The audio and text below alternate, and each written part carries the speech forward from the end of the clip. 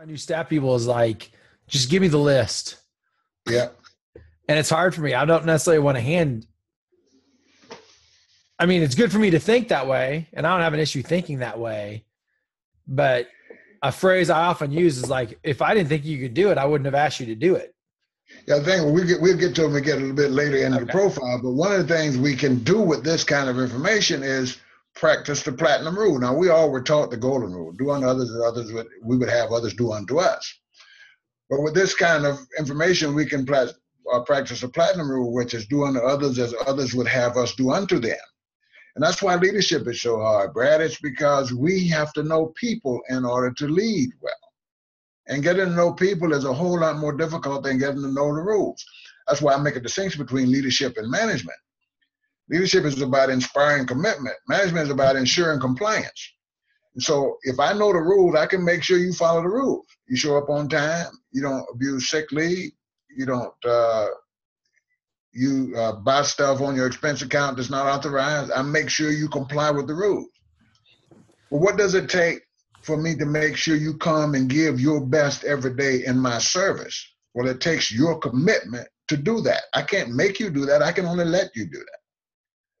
So if you know the people you are trying to get to support your success, then you will do what it takes for them to be successful. You will do what it takes to get them to commit their best in your service. It may be a little uncomfortable for you because you wouldn't want that kind of behavior from your boss. But if you're committed to your success, you're going to give them what they will need to do their best in your service so that you both can be successful. So we get down to talking about some of these other measures, you'll see where that person you just mentioned might be different from you.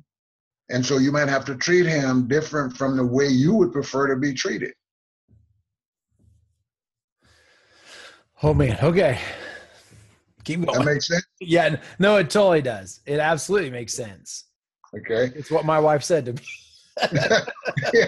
Well, the thing is interesting about all this is all just logical stuff, man. Ain't no magic. Yeah.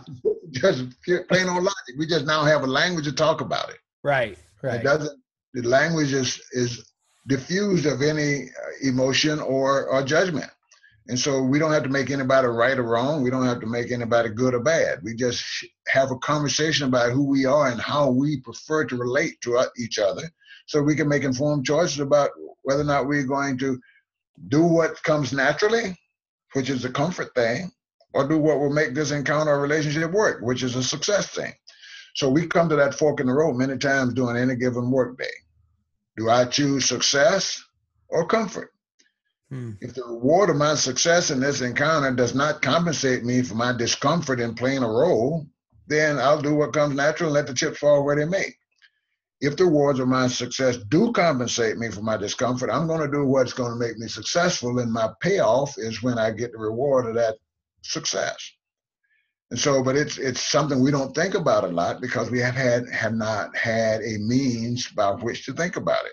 Well, now that we have this kind of information, we can think about and make more informed choices about how we relate to others given who they are and who we are in comparison, so that we can be more successful if we choose to be. But it still boils down to a choice. Do we choose to be comfortable or successful? Sometimes we can't have both.